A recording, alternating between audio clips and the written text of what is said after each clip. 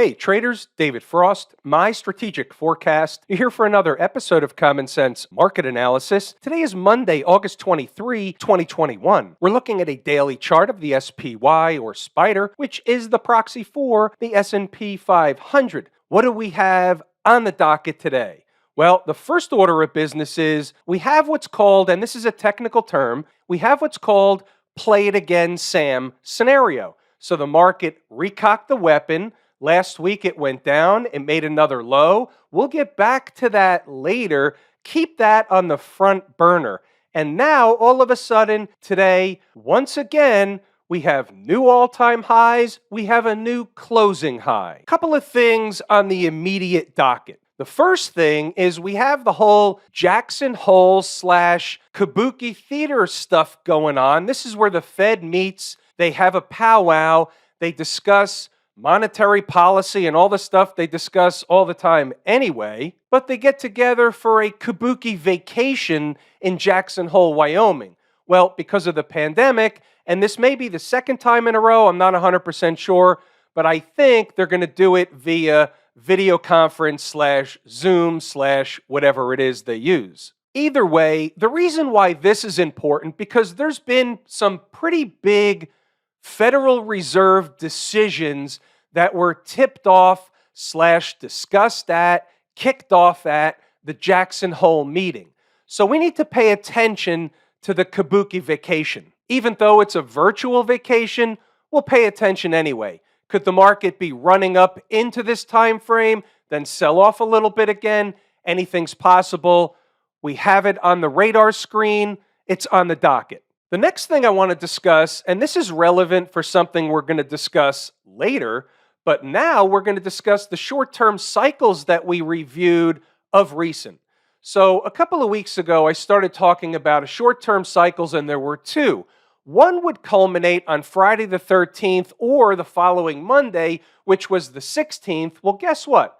Let's move this over and let's refresh our memory of what we have. So the high so far before the pullback was the 16th. Now, we didn't say that was going to be an all-time high or anything like that. We just said it was a short-term cycle. Capiche?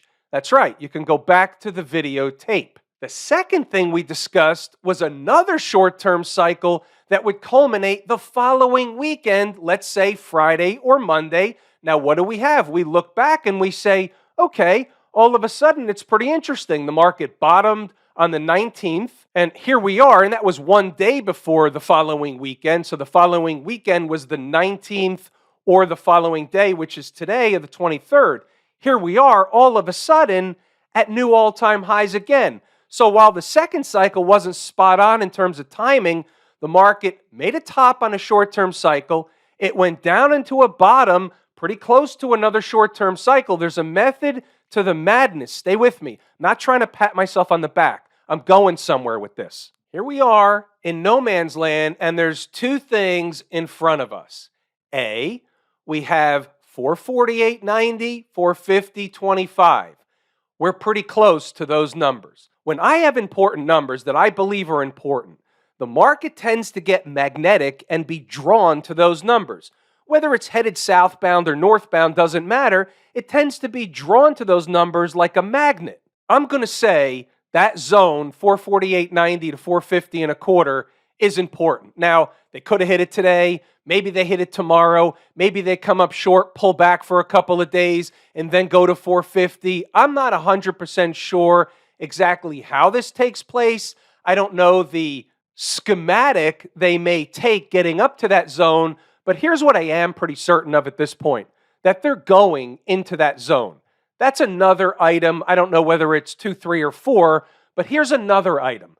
There's another cycle coming up. It's not really one of the same short-term cycles we just went through. Here's where the method to the madness follows through. Let me explain. This one is a little bit more important, meaning a longer-term type of cycle. So I'm going to pay a little bit more attention to it, but here's the deal. It's not right around the corner. It's not like within days. Let's just say it's into September. I'm not going to pin down a date just yet. I don't want the scuttlebutt / banter back and forth around that date and why it's there and all that junk. For now, I'm going to keep the date under wraps. But here's the point.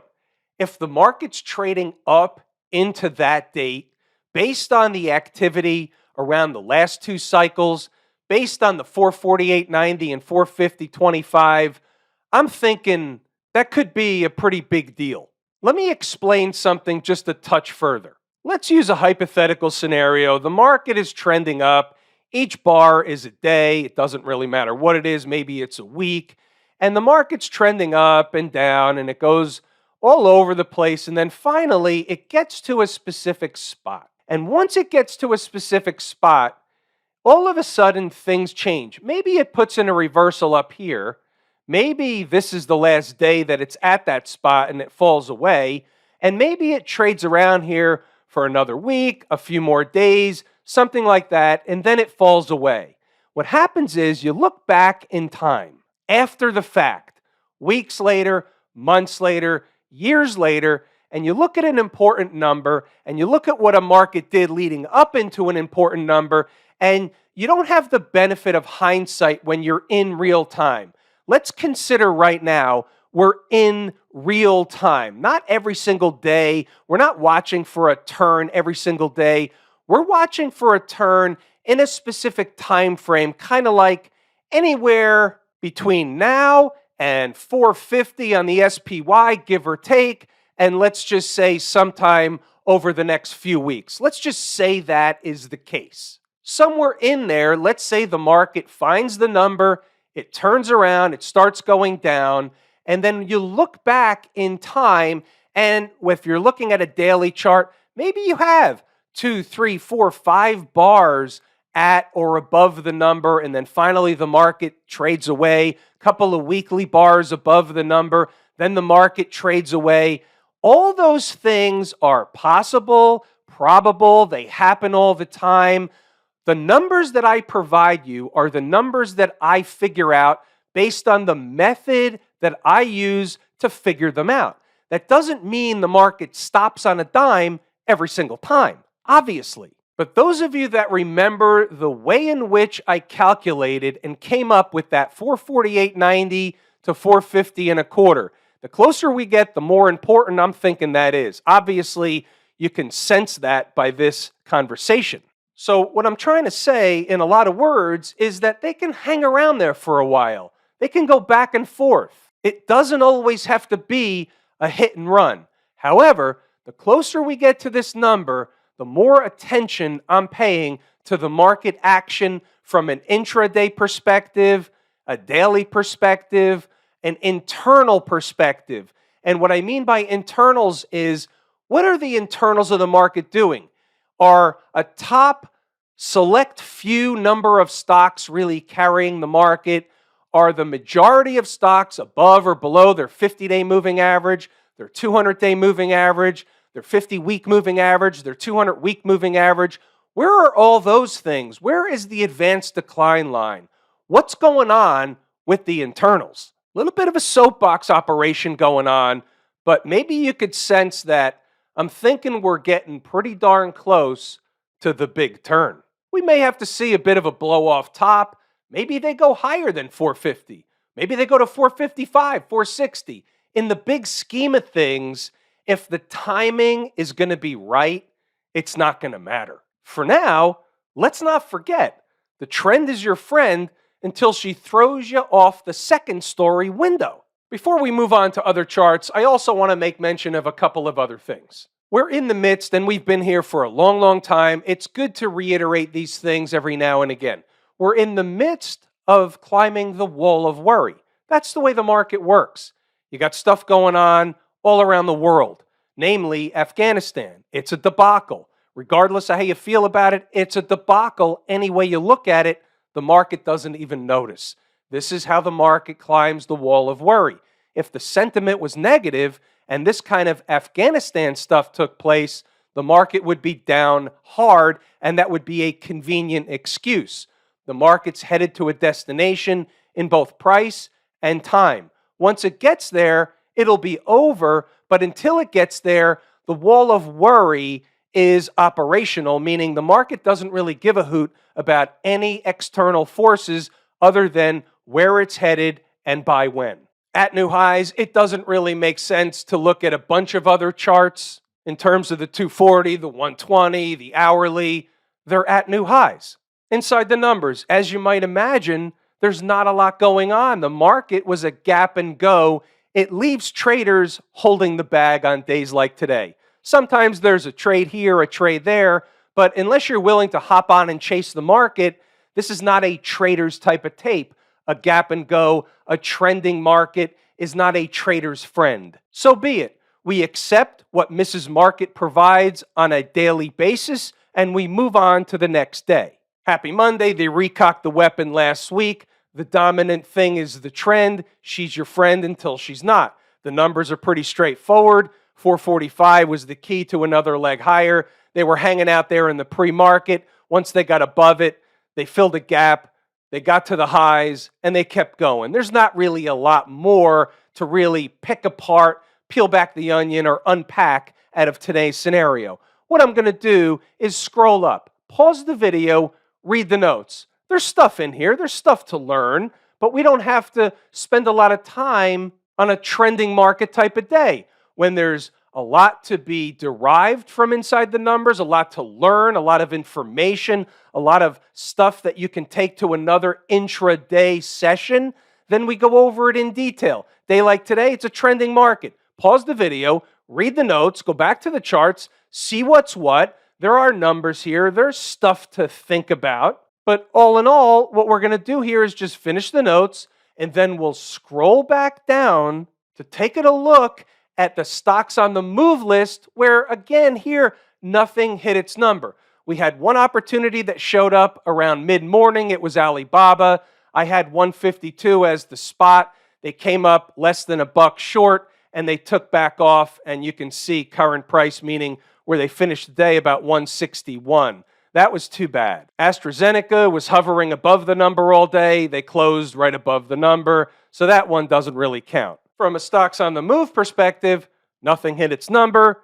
They're off the board, no trades. But wait, there's more. Since it was basically a 0-day inside the numbers, let's take an opportunity to review an interesting chart setup.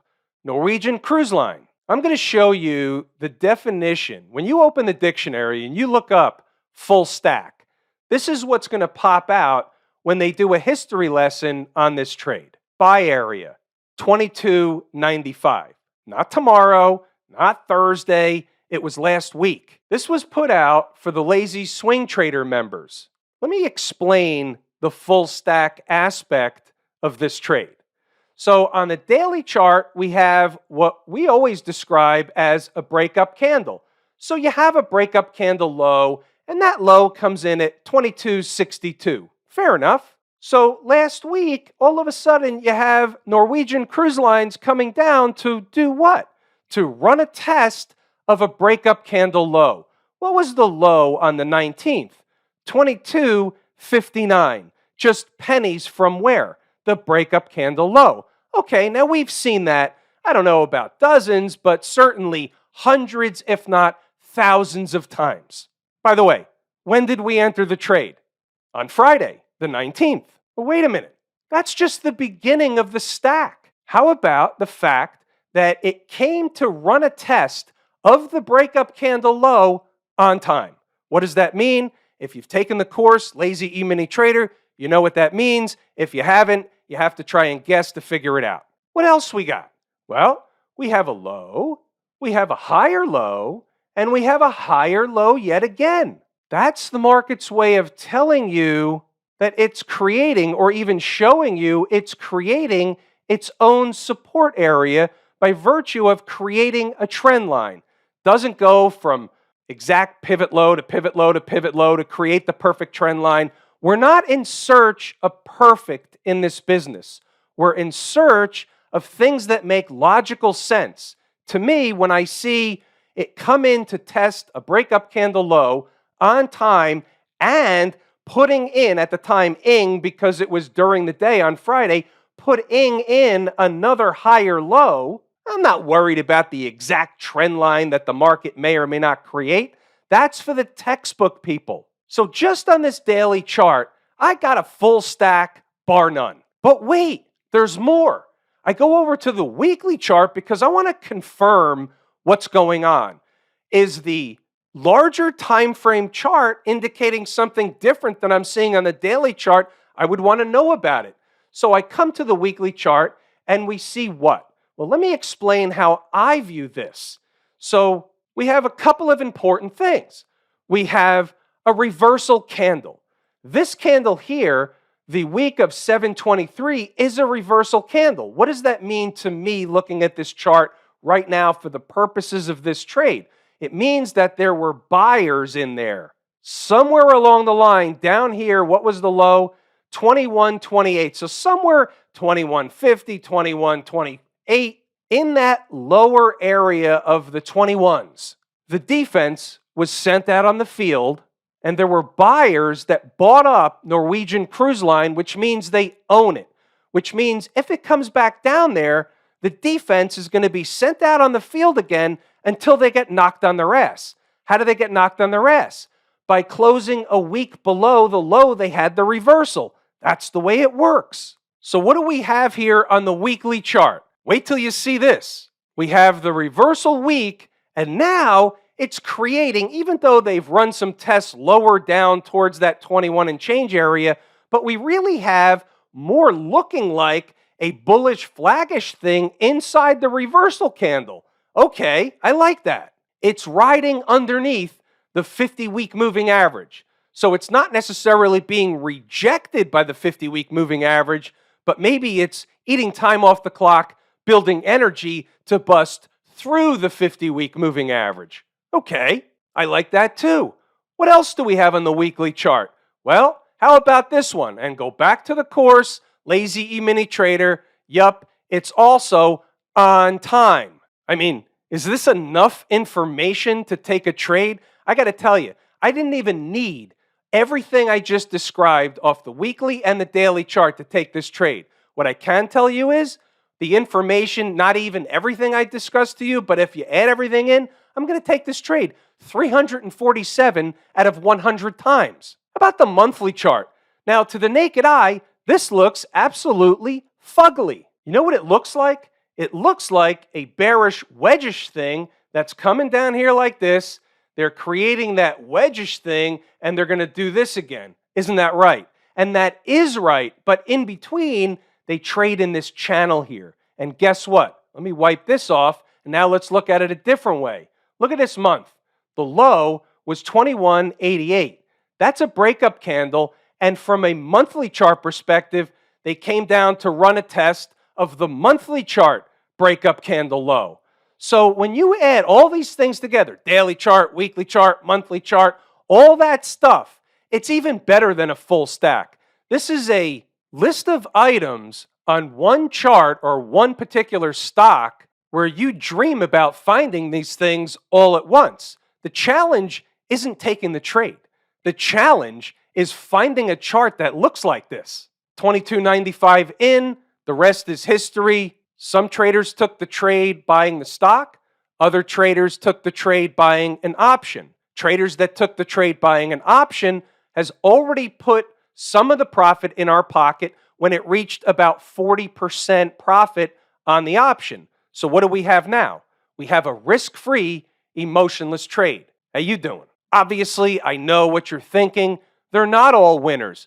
We had a crap sandwich recently. We're not going to win every trade, but we get these, we like these, and we're not going to stop putting these out on the table. What's going on over in Camp IWM? They get creamed last week, closed below the important spot, and here they are one day later, right back up above. As the S&P rallies to whatever its final destination it's going to be, so the IWM is going to come up and first run a test into these moving averages, into this area that's what? The most recent area where the whole thing broke down. So what is going to happen? They're going to run back up to retest the former breakdown area. We discuss this at least 3 to 4 times every single day. Why do we discuss this? Because we always find charts where something is doing just that. So it pays to know about it. A, that area acts magnetic, so don't be surprised when you find the IWM up at around 223, 224 at some point this week. When you look at the bigger picture perspective, here's the monthly chart. Nothing has changed. This thing topped out earlier in the year, in March, and it's been going back and forth doing nothing ever since. Other markets have made new highs. This hasn't made a new high. That's important information. If it does make a new high, that's important information too. But this is my favorite market leading indicator, and for it to go back and forth a few bucks here and there, that's normal garden variety market behavior. The folks down at the transportation department, what you'll find interesting about the area at today's high happens to be just a few dollars over the 14,760 that we've been talking about. Why do I bring that up? Well, because it validates the fact that that's an important spot. When you see a market running a test and being rejected away from that spot, it doesn't have to be a tremendous rejection, but it is in fact a rejection from an intraday perspective of that spot. Doesn't mean they won't eat time off the clock, build some energy, get through it tomorrow or the next day or the day after that. But right now, it's an important spot. So guess what? Once they're back over that spot, if they are back over that spot, it will then become, and you got it, support. We'll do a little trade school 101 with a hypothetical. Let's just say, and we don't know this, we're just saying, remember, let's just say over the next couple of days, the transports go up like this, and they go up here, and they go up here. Then all of a sudden, we can say that this spot is support. Now, all of a sudden, let's just say later on, they come back here.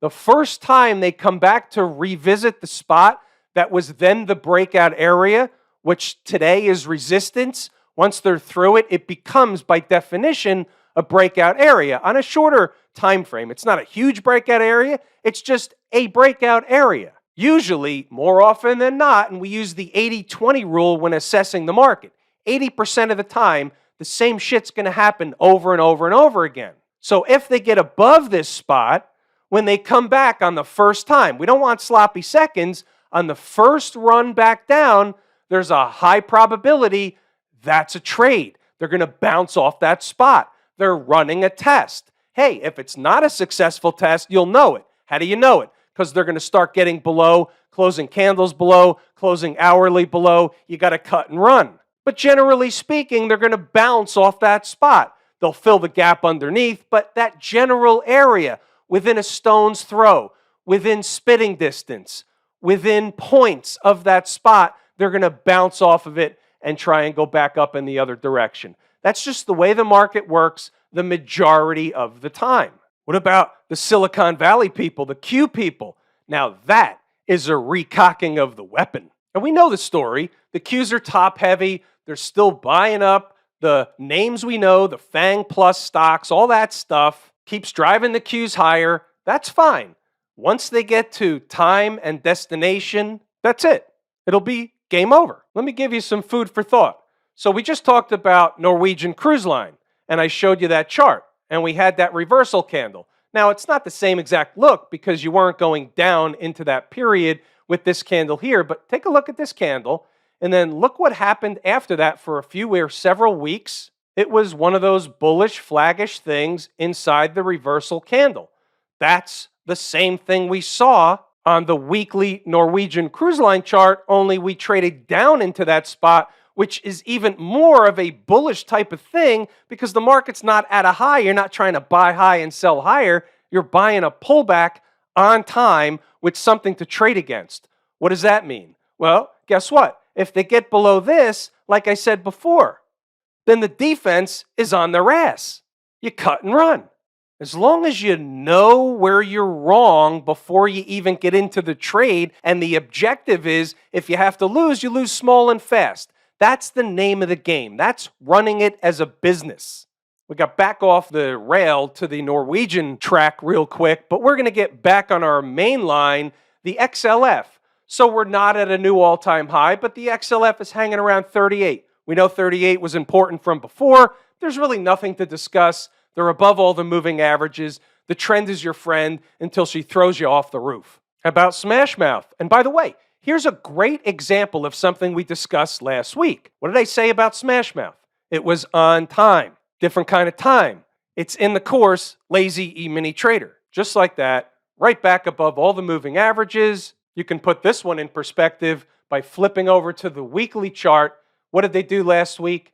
They ran down to run a test of the 20-week moving average and bounced off of it. They're above all the moving averages on the weekly chart, the daily chart, the monthly chart. The trend is your friend until it's over. And that, my friends, is really the moral of the story. It will be over. It will come to an end when she's ready. Have I told you how much I appreciate each and every one of you? Without you, these videos are not possible. True and accurate information. We're pulling the ripcord here today. I'm David Frost, my strategic forecast. Thanks again for tuning in to another episode of Common Sense Market Analysis.